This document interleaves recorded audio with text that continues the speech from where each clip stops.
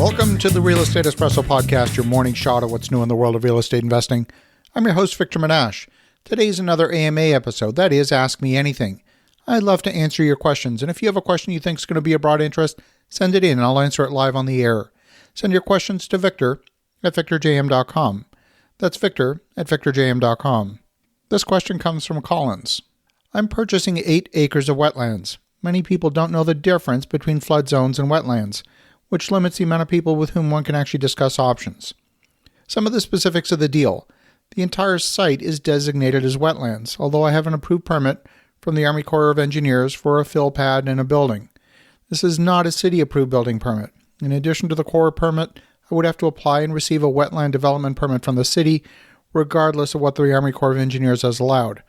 City requires a 2-to-1 mitigation ratio, that is 2 square feet of mitigation credit for each 1 square foot of wetland filled. The city also requires undisturbed wetlands to remain in the natural wetland state, so the yard surrounding the building would have to be natural. This means no topsoil and sod is allowed for a manicured lawn, and the only plants or landscaping allowed would have to be wetland species, plants and trees. No invasive species or non-native wetland landscaping would be permitted.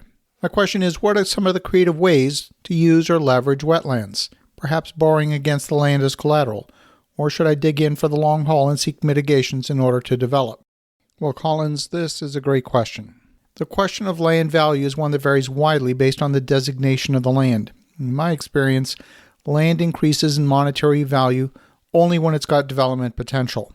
Land that is zoned rural or agricultural or has got an environmental protection designation is worth very little.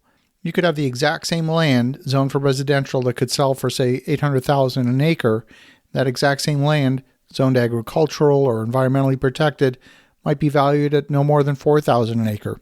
We're talking about a 20-fold increase in value. It's a big difference. Wetland mitigation is a designation worth getting on a property. You're correct, in some cases, a property with a wetland designation doesn't necessarily mean it's not suitable for development. For example, it might mean that the water table is simply buried to a shallow depth beneath the surface. If it's wet, it could affect the geotechnical stability of the soil. It might mean driving piles down 40 feet or until you hit bedrock in order to have a stable substrate to build a structure on top. The conventional cement foundation may not work in a wetland situation, so your cost of construction could be substantially higher. There are vast areas of the states of Louisiana, Texas, and Florida that are wetlands. And if the Army Corps of Engineers has become involved, my guess is you may actually have surface water, at least on a portion of the property, and that the water is somehow connected to an officially named waterway. Depending on the jurisdiction of the property, the rules governing the ownership of the water on the property can vary. Through most of the U.S., the concept of riparian water rights are rooted in British common law. And that doctrine basically says that you own the water beneath the ground, but not the water on the surface of the ground.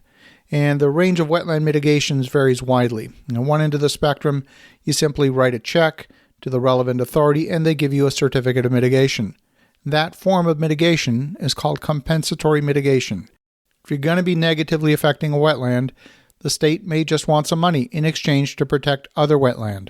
Mitigation is all of the actions to avoid, minimize, restore, and compensate for loss of ecological value due to some activity. So with that kind of monetary mitigation, you might be able to purchase habitat credits from an approved mitigation bank, or you might have to implement your own individual physical mitigation project. Generally speaking, mitigation obligations are not assessed on an acre-for-acre basis. The net losses to wetland ecological value resulting from a project are quantified using habitat units for the appropriate wetland value assessment model. And you're going to need to consult an engineer who specializes in conservation in order to figure that out. You can trade these habitat units using a monetary mitigation action to equal the habitat units lost. So it might be as simple as writing a check. At the other end of the spectrum, you could spend a ton of money and resources and get absolutely nowhere. Creating a mitigation bank is a complicated, high-risk, high-return venture. It requires a lot of highly specialized expertise. And at the very least, you're going to need to enlist the help of several highly qualified, experienced consultants to navigate that multi-step process. Creating a mitigation bank is not a quick flip proposition. It could take 3 to 5 years to get the initial documentation and permits and then maybe even 10 years to complete the development. Now, since you have the paperwork from the Army Corps of Engineers, my guess is that you're more than 50% of the way there. If you're considering the possibility of creating a mitigation bank, the first question that you should ask yourself is, do I have the fortitude and financial resources to underwrite the cost of that project, or would I just be better off entering into a joint venture with a partner who could provide the funding and share the risk? Another option would be to develop a portion of the property and then donate the remainder of the property to conservation using a conservation easement. The tax benefits of conservation easement could be substantial since the value of the land for tax purposes might be assessed at its highest and best use rather than just what you paid for it at cost.